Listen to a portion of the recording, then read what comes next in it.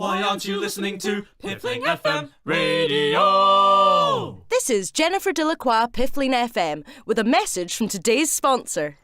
Miss Funn, you've been working too hard. You need to take your mind off things. How do you relax, Doctor? I get drunk. Oh. But I'll tell you what I do when I don't get drunk. I listen to Alba Salix. Alba Salix? Yes, Alba Salix, Royal Physician. It's a podcast. A what? Never mind. It's an award-winning comedy series about this doctor who's responsible for solving all the problems of an entire magical kingdom. Oh, it's a fantasy. I'll say it is. She gets a good night's sleep. But she still gets annoyed about things. Oh, yes. Good. I can relate to that. She has to deal with all sorts of patients and peculiar people, and she's always overworked. It's nice to know that someone understands. Well, if you think it'd make me feel better... I think it would. They're making a second season now, and the whole thing is available online. Maybe Georgie can find it for me. I'm sure she can. Take a prescription. Excuse me. I want to see if I can relax for half an hour. Alba Salix or getting drunk? Alba Salix. I'm drunk already. Oh, good. No, wait. Alba Salix, Royal Physician, is a fairy tale comedy for the ear.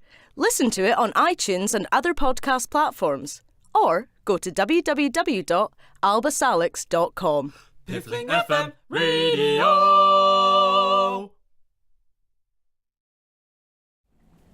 Antigone Funn runs a funeral home in the village of Piffling Vale.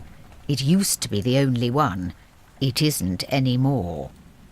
Antigone is a woman of private passions, and she'd prefer to keep them that way. So why is she writing her very first book? And could that book really be raunchy?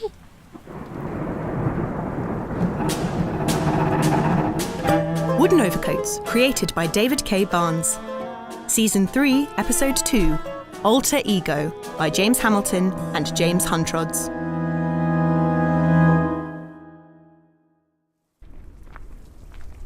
Thursday night meant another visit for Antigone to the Piffling Royale cinema to unwind with a willfully inaccessible French film. But when she purchased her ticket from Herbert Cough, she learned a fact that knocked her for six and chilled her right to the bone. You mean somebody else has bought a ticket? I know, Miss Funn. I'm as disappointed as you are. But it's où la piscine de chagrin. I hardly wanted to see it myself. Didn't you try to put them off? Of course I did. I read them the blur. I said, "Sir, do you really want to sit through a 3-hour French non-linear metaphor for the Maastricht Treaty? It's Thursday, for heaven's sake." And he still went in? Yes. Even when I told him it had been described as perniciously bereft of dialogue, pacing and plot. You showed him the 5-star review. Oh, Herbert! I tried my best, Miss Funn. I thought you'd be sat on your own in the cinema whilst I sat on my own in the booth, just as usual. But now you'll be on your own with someone else. Well, I'll just be on my own. Sounds like bliss. Couldn't we swap places? I'll run the film and you can go and watch it. Oh, no, my union wouldn't allow it. They'd picket my popcorn maker if I let you do that. I want to be alone. I am sorry. Believe me. Do you still want your ticket? I mean, I know I've let you down by accepting another customer. No, all right. But don't do it again. This is outrageous. I should give him a piece of my mind. Who is this bloody fool, anyway? Antigone Funn! Why, hello there! Reverend Wavering? Yes, it's me. I've bought a hot dog. I don't care. What in God's name are you doing here? Oh, I'm not here in God's name, I can assure you. I hear this film gets a little blue. What? No, I had no idea and you can't prove anything to the contrary. Well, I'm sure I can't. Shall we sit together? Clearly we're both connoisseurs of the arguably erotic arts. That's exactly why I don't want to sit next to you. I also have popcorn. Buttered. Please don't say that again. Oh, it's kicking off. Come on, sit down. Vous avez été éclaboussé par une flaque d'eau tout en allant à mon magasin. Mais hélas, ça ne m'a pas vraiment mouillé. This is heating up faster than the swimming pool I presume they're going to. I called it. Je suis le sécuriste. Votre brasse, tabernacle. Je suis le sécuriste. Oh, this is corking stuff. Exactly what I need it. Are you writing things down? Shh, I can't hear the subtitles. This is piracy. Inefficient piracy. I'm simply writing them down for inspiration. Though I can't see my paper very well. I might have scribbled that last one on my cassock. Shouldn't you be using more spiritual sources for your sermons? Oh, gosh, no, it's not for those. You mustn't tell anyone about this. Trust me, I won't be telling anyone about this. But I've always fancied myself a bit of an author. It's just I've never known what to write. And then I realised what I, Nigel Wavering, could give to the world. Parables and moral guidance? No, sexy literature. This is wretched.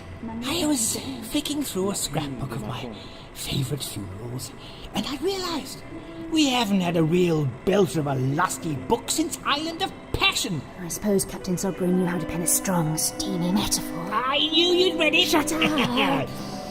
And so I thought to myself, well, Nigel, no point in moping about it. You ought to step up and do it yourself.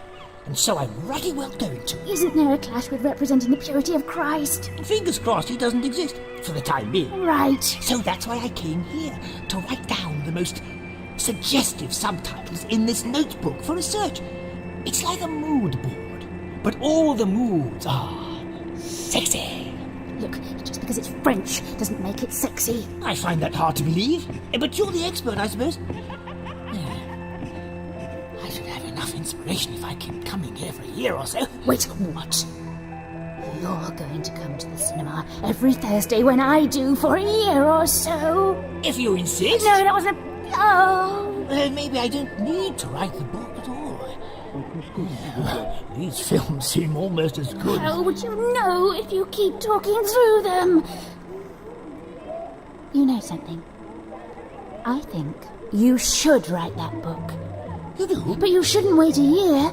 You should start tonight. No time like the present, you mean? Before you pollute your artistic vision by watching all these films. The world needs pure Reverend Wavering, not any of this half-baked, exquisite nonsense. I say. Oh, you're quite inspiring. Oh, do you think this is how those chaps in the Gospels felt? I can only hope it is.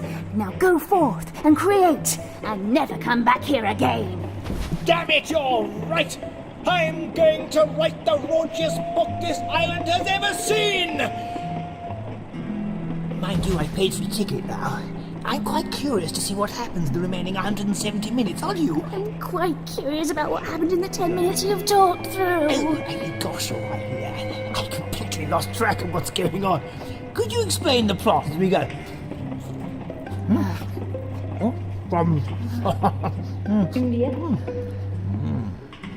After that kind of evening, Antigone had even less patience for her brother's antics than usual. The very next day had seen a funeral at the farmyard. I don't think this morning could have gone any worse. Carry the 4, divide by the same. Antigone, look at me. I am covered in mud. Who cares? Mud! Stop waving your hands about. You've only got yourself to blame, sir. That's not true, Georgie. I've got you to blame. How? You let go of the pig! Could you take this outside? I am doing the accounts with Madeleine. This fight will only take a minute. Oh. Georgie, if Chapman can do a service in the safari park with any... He's got a lion taming licence. Of course he can do that. So he can tame a lion, but you can't hold a pig. He was cunning. Look! Can I just have half a starting hour to get some proper work done without getting constantly interrupted? Antigone, you inspired me, and I've done it! I never dream at night because every day is a nightmare. Reverend, what are you doing here, and where were you this morning? I was working on this. My magnum odyssey. You were meant to be doing our funeral. I'll say it again. Bill's heart is not in it, and I am covered in mud. Let it rest. I'm awfully sorry about those things, but Antigone, I took your advice. I stayed up all night, and I've written it. Written what? Don't show them. Why not? Why not? That was cool. What have you got there anyway? It's a brand new... Sermon. Oh. And you can't read it yet. What's the big mystery? I want to see it. Rudyard, I won't let you get mud all over the Reverend's brand new sermon. Georgie, put him in the sink. Come on then, Reverend. Fair enough. Not him. Rudyard, go and get washed. Not while you're keeping something secret from us. Do you really want to read a sermon about the possible existence of God? Oh, So you want us to read it? Reverse psychology? Well, I won't fall for that. I'm going for my bath. Georgie, pour some water. You'll have it cold and like it. Reverend, you can't just burst into places holding a pornographic book. I don't see why not. I'm proud of it. It exists. God may or may not have created me, but I've definitely created a salacious masterpiece. Here, have a butcher's. There must be over 400 pages. You wrote the whole thing overnight? Yes, go on, pick a section. I try to make sure every page has a titillating encounter of some kind, so you can open it anywhere and find what you need, just like the Bible. Okay. Joby looked at Harriet with naughtiness in his eyes and naughtiness on his mind. Harriet looked at Joby with naughtiness in her eyes and naughtiness on her mind. One thing was for sure, they both wanted to have naughtiness with each other. And then they did later that day. Reverend, I don't like to say this, but, where's the, you know... What? The sex. Oh, the sex! The what? Get back in the sink! Yes, there's no description, sensual or otherwise. Well, I didn't want to get too personal, you understand? It's just instead of using the word naughtiness 5 times, you could use a different word. And instead of all the other words, you could use something like, maybe, Joby gazed at Harriet's heaving chest, and flames of lust spread throughout his body. As Harriet looked down at him upon the ground, no less a fire began within her. Both of them were prepared to burn for each other, and burn they did. Oh, my. I'd like a glass of water. That was hot stuff, Antigone. And then you come in with later that day. No, then you actually describe the... Flaming naughtiness, yes.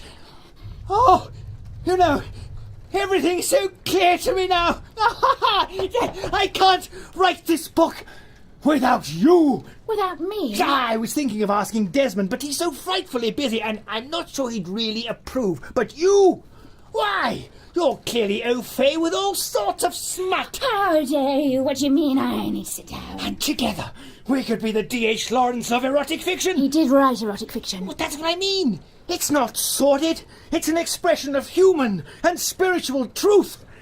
With riding crops. Oh, I suppose writing that sort of thing could be quite liberating. But surely I couldn't. Of course you could. We'll write it for anyone who yearns for that little bit of harmless spice, though they're too ashamed to admit it. So that's... Practically everyone, give or take, yes. All right, I'll do it. Yeah. But on one condition. We write the book under a pseudonym. Why is that? 1, because I want it, and 2, because you're the Reverend. Doesn't the Bible frown on this sort of thing? Well, I'll take your word for it. Though, I suppose no one wants to know that the erotica they're reading was written by the Reverend. That's a right turn-off. So this needs to be our secret. I say, that sounds a lark. So, what's going to be our pseudonym? It should be elegant and sensual, like the story itself. I'll choose the surname, and you choose the first. Okay. Octavia. Blimp. Really? Oh, yes. Then that's our name. It's time to begin the literary career of Octavia Blimp. Having made their pact, Antigone and Wavering now required a place where a couple of writers could work without detection. Goodness me, this cafe's packed. Hello, welcome to Chapman's. Can I get you a table? Yes, somewhere quiet. We're trying to work. Oh, you're writing a novel. What? Why would you think that? Well, that's what everyone else here is doing. Drat! Well, mine's about a time-travelling cat from the future who meets a dog from the past. Is it a children's book? No. Maybe we should go. Hang on. Why not simply hide in plain sight? They're all too busy with their own less erotic novels to notice us. Good point. Let's take that table over there. Now, I've been giving your comments a lot of thinking, especially about the sex. Did somebody say... No, go away! Shoot. About the flaming naughtiness. And I've written down a few scenarios. About 30 or so. 30? Gosh, these are, well, incredibly vivid. Where did you even... Oh, think them up. I've no idea. They just came to me. I must believe in divine inspiration. But don't hold me to that. Well, it seems we've got half the book right here before we even start. We should flesh out the characters next.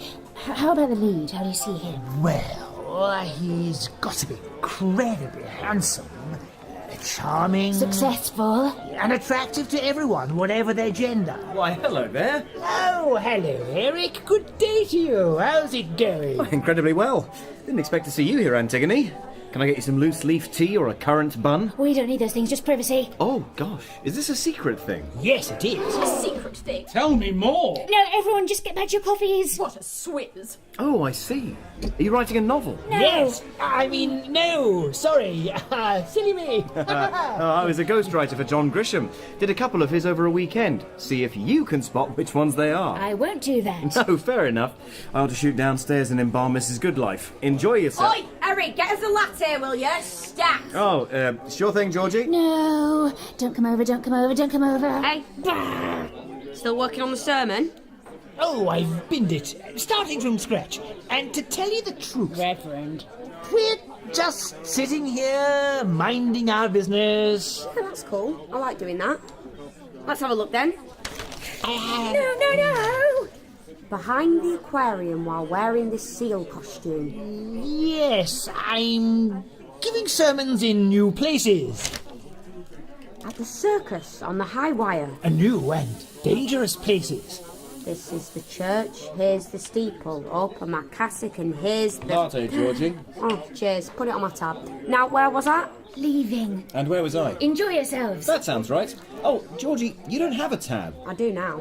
See ya. Things I do. Finally. Let's get writing. Right. I thought we'd begin behind the bike sheds, but in front of the bikes themselves. Oh, yes. That could work. And so, through covert regular meetings in the public cafe, Antigone and Wavering thrashed out their novel, until, late one evening at the vicarage... They'd want each other always, and all over the shop, and so they lived saucily ever after. The ending. Just the end. Don't you think that's too abrupt? No. Oh, you're so good at this. And we're done. Scandalliances by Octavia Blimp. Oh, it's finished. I can hardly believe it. I've written a novel. Oh, I simply couldn't have done it without you. You're the one with all the ideas. Oh, well, Lord knows where they came from.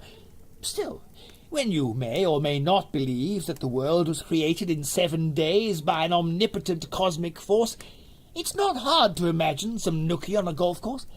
Now, I'll smuggle this into the place I get our Bibles printed. Nigel! I'm home! He's back from the pub! Quick, hide the manuscript. Have you two finished that sermon yet? Yes. And have I brought home some chips? Yes? That's right! Chips for everyone! Hooray! In terms of literary merit, it was no Memoirs of a Funeral House Mouse, by the trilogy for Easter, but the authors justly celebrated the completion of their first novel. Yet, having got it printed, how were they going to get it out to the public? Well, hello again. Welcome to Chapman's Book Nook. How can this place have a bookshop in it as well? Very easily.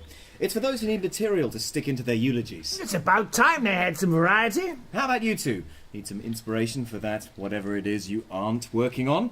Or if you need somewhere to store that enormous sack you're carrying, we have a cloakroom. I'll fetch the valet. No, we'll just have a browse. Come on, Reverend. Here we are. The erotic literature section. Oh, He doesn't leave any eulogy uncovered. Archipelago of ardour, coral reef of carnal heat. The rapture of Felicity Velvet. Oh, it's just like my bookcase back home. But nothing new for the connoisseur. Right, get them off the shelf and swap them with ours. I'm sure I can't help. Distract him. Oh, bloody hell. Christ. Chapman. Yes? Have you ever stopped to think about your own funeral? Oh, I actually haven't. But death could come at any moment. That bookshelf could collapse and bury you in Brontes, and if you haven't got a plan, then we'd end up doing the funeral. Well, Rudyard deserves a win, doesn't he? Doesn't that bother you? Why be dead? Why would it? What's Nigel up to? In this place, who'd run it when you're dead? I don't know. I don't really want to think about it. But you must. But I can't do that. Will you have any regrets? Any wishes? What's going to be the last thought you have before you finally die? Done now! Okay, nice to see you, Chapman. Bye! But Wait. What? Excuse me, Eric. How much is this? Oh, Scandalliances by Octavia Blimp. £5? Take my money! Oh! Antigone and the Reverend escaped from Chapman's with their secret identities intact. Well done, Reverend. It's on sale. It's in the shop and everything. But what if nobody buys it? Oh, they will, don't you worry. There's slap and tickle on every page. And look at this metaphor, so fumbly and awkward, just like real sex. Let's go read our books. Reverend, they're reading it. They're reading us. We did it. Our authors watched with glee as, over the next few days, more and more people could be seen around the village hiding their book behind newspapers, within their jackets, and inside their Bibles. Soon, everybody on Piffling was reading it.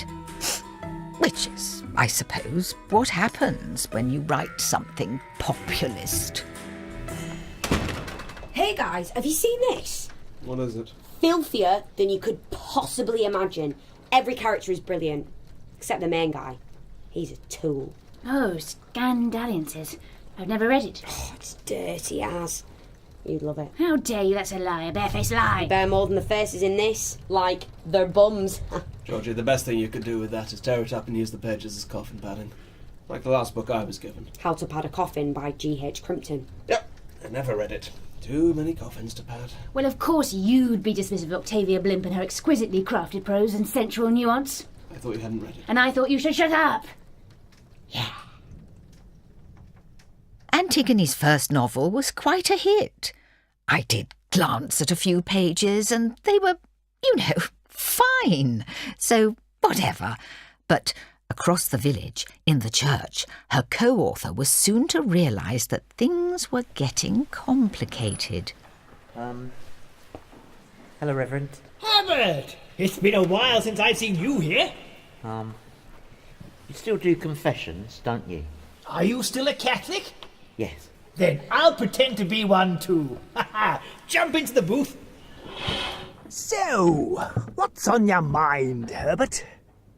Well, you see, I was reading this book I bought at Chapman's, Scandalliances by Octavia Blimp. Oh, you were? Did you like it? You've heard of the book? Never.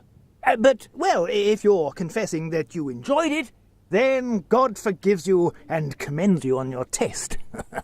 Well, it's just, do you remember last year when I came in here to confess to you about that thing that I was having with Celia Sesame, behind her husband's back? Oh, yes. She went in for the popcorn and stayed for the... Yes, exactly. It was shameful. Well, naturally, I remember that. Every word of it.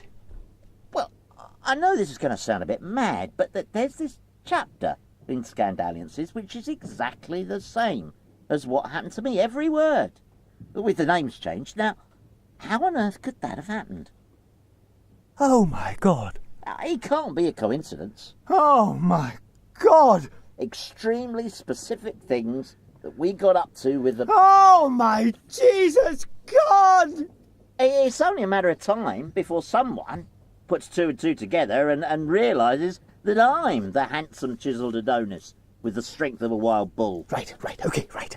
Listen to me, Herbert. Are you sure you didn't tell anyone else about your affair? No, I felt too awful with the memory of my wife. Think, man. Did anyone ever see the two of you together? Did someone overhear you on the phone?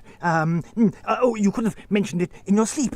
Or even in somebody else's sleep. Precisely. Or maybe it's a sign from God to guide you towards penance. He, in all his glory, inspired the hand of this supremely gifted author to create a situation so similar and so sexy that only you could recognize it. So, should I keep reading? Oh, heavens, yes. And if anyone should ask you anything about your conduct, then do the decent thing and deny it with every breath in your body. Right. Well, cheers, Reverend. Who should I send in next? Next? Yeah, looks like quite a queue waiting to confess to you.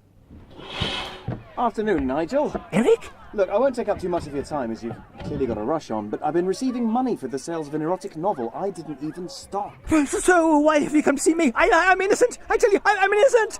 Well, I'm sure, but I didn't stock the novel, so I don't feel I should keep the money. And there are no contact details, so I can't even tell the author. Oh, well, don't worry about it. I thought about donating it all to the church. What are you suggesting? Nothing. But what should I do with the money?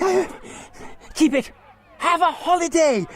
Buy a copy of the book. Well, I did read a few chapters, and there's this bit set on a hot air balloon I'm concerned about. Do you remember last week when I told you about... Reverend, I must speak to you. Tanya? Someone's putting my sexy life in a sexy book. And mine, especially mine. See his husband. He's here. You gotta hide me. Hide me. What have I done? And that's why writing books is hard work. Meanwhile, Antigone was picking up the scandal herself while embalming in the mortuary. This is Jennifer Delacroix, Piffling FM, with a special announcement. Can you turn that off? I'm trying to read. Shush, Georgie. The village of Piffling Vale is gripped between the toned thighs of terror that constitute Octavia Blimp's pages of appropriated steamy shenanigans. Appropriated? That's right. Appropriated. It appears that some readers may already be intimately familiar with the contents of her novel, and the question on everybody's lips is, how did my scandalliance get found out? Life is so cruel. Here to shed some light is Piffling's resident snoop, Agatha Doyle. Welcome to the show. Delighted to be here. Blimp is gonna get busted. No. Miss Doyle, who is Octavia Blimp? Well, I'll tell you who she isn't. That sounds like it'd take quite a long time. It won't. For you see, there is nobody on Piffling who goes by either of those names. So they could be on another island altogether? Correct. Yes. But I doubt it. No.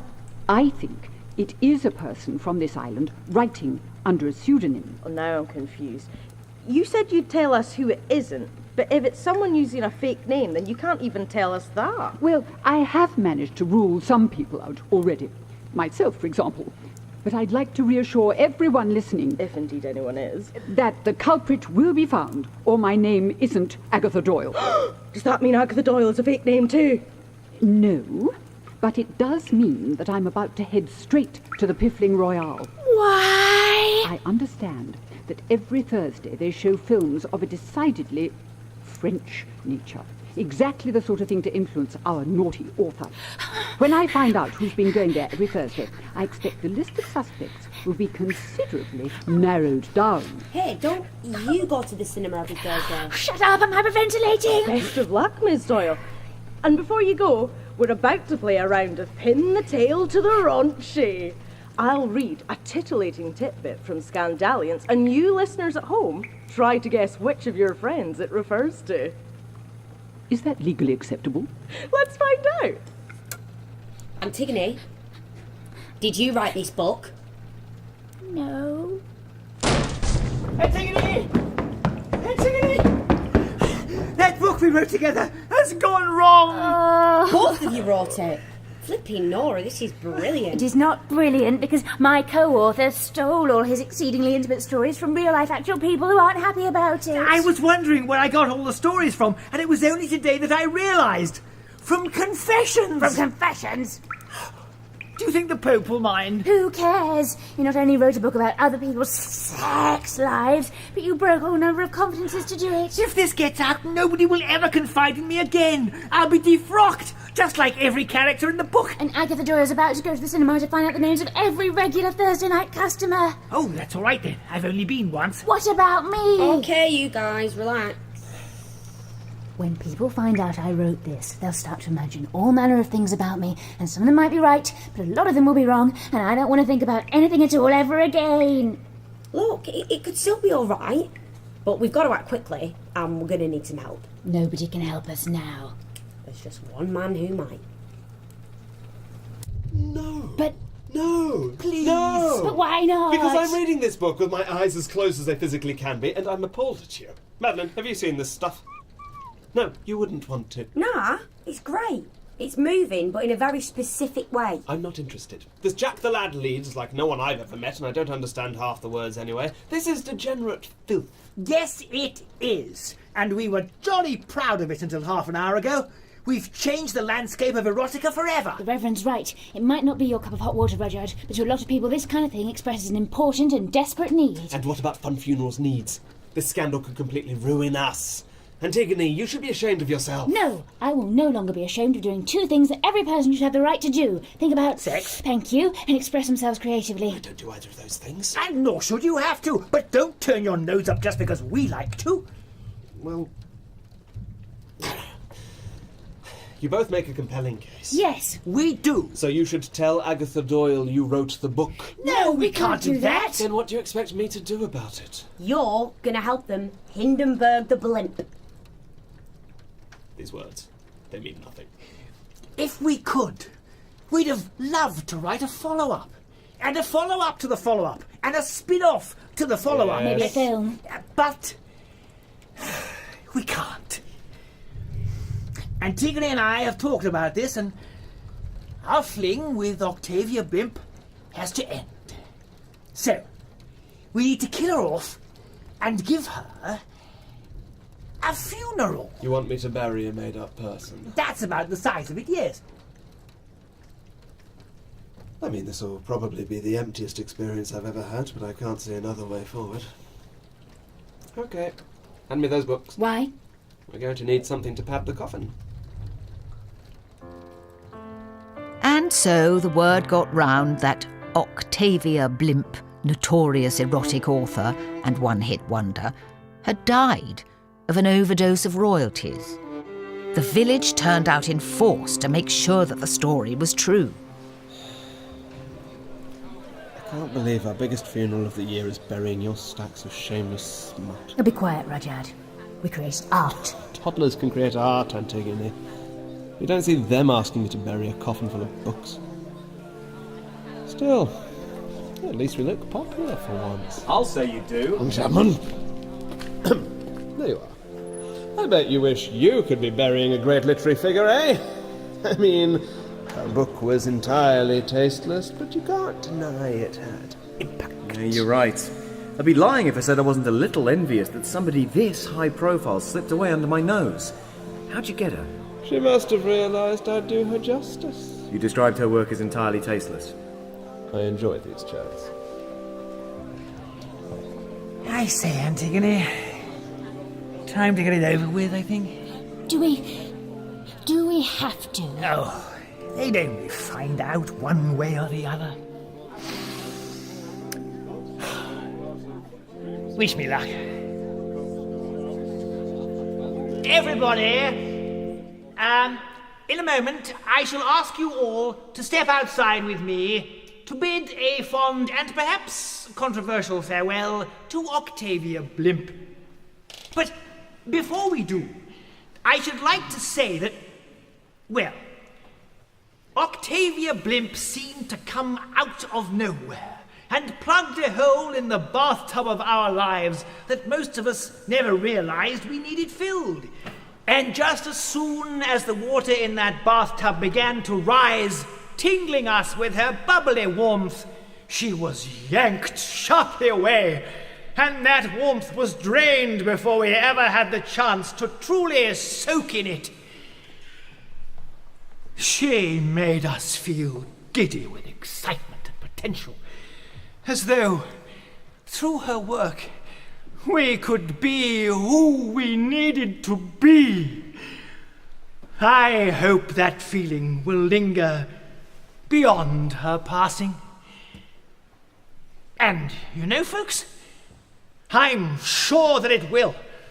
For Octavia Blimp was truly a part of us.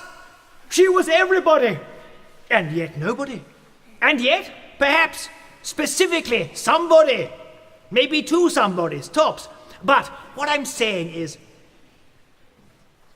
we shall miss her. And we shall look to the future. Thank you. As the crowd lingered to peer at the firmly closed coffin, the Reverend rejoined his co-conspirator. For a moment, I thought you were about to make a confession of your own. Yes, that would have been satisfying. But as Moses may have said, you can't drink the sea and part it too. You're right. Better to let this one go. Quietly. Back to normal. Back to the mortuary. It was quite liberating, wasn't it? For a while. That was new. I'll say one thing. If we do write another book together, let's put our names on it. Let's. But, aha! A new buzz was beginning. So, Octavia Blimp was a real person after all. I'd love to have met her. I read the book cover to cover 6 times, searching for clues as to her identity, you see. And I have to say, it's a terrific read. Yes, I don't usually read anything, but the writing in this book was so eloquent, it created pictures in my head, almost like I wasn't reading at all. She wrote some passionate prose. Giving me my own idea for a novel. And me, about a woman who divides her life between doing things and having sex. I want to write about a cinema projectionist who has an affair. That was in Octavia's book. Oh, damn, that was my only idea. Think of another. You'll write it. Oh, wonderful, yeah, we'll think of another idea. I say, Antigone, do you hear that? It sounds like we've kick-started a new wave of rebel writing. We did make a difference after all. Yes, the whole village became inspired to write their own naughty books. Even me. Expect a vole in one to hit your Kindles within the month. And so Antigone was able to go on, with an unfamiliar and deserved sense of personal satisfaction. As she'd said, she'd made a difference. And that was all that mattered. Good evening, Herbert. Herbert? Herbert, where are you? Are you in the auditorium, Herbert? Hey, Antigone. Oh, there you are. It's our very first sellout. I'm bound to get ideas from this. Me too. You know, they show them every Thursday. Oh my God. Season tickets for everyone. Come along, Miss Funn. I'm sure we can squeeze you in something. I'm going to be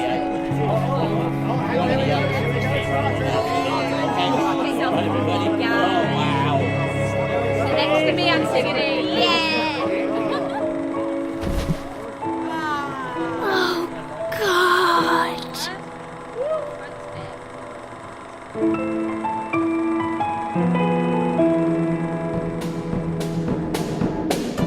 Alter Ego was written by James Hamilton and James Huntrods and was performed by Felix Trench as Rudyard, Beth Eyre as Antigone, Tom Crowley as Eric, Ciara Baxendale as Georgie, Andy Secombe as Reverend Wavering, Andy Hamilton as Herbert Cough, Alana Ross as Jennifer Delacroix, Alison Skilbeck as Agatha Doyle, Sean Baker as Mayor Desmond, Holly Campbell as Tanya, Pip Gladwin as Bill, and Belinda Lang as Madeleine, with additional voices by Holly Campbell and Pip Gladwin.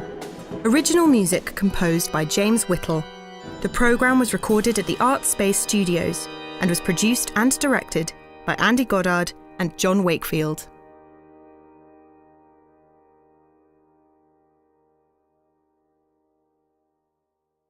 Hello, listeners. You're listening to David K. Barnes here at King's Place, near King's Cross, where we are actually in the middle of a Wooden Overcoats live show. For proof, here's a live audience.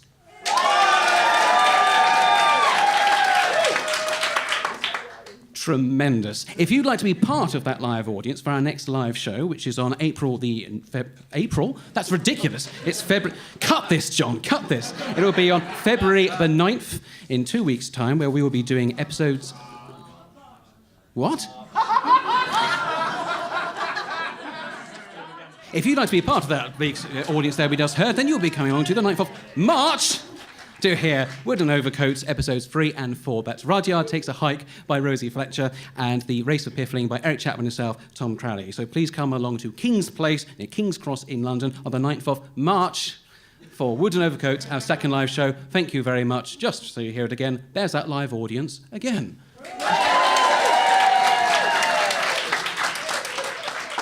Now, that may have looked like mistakes.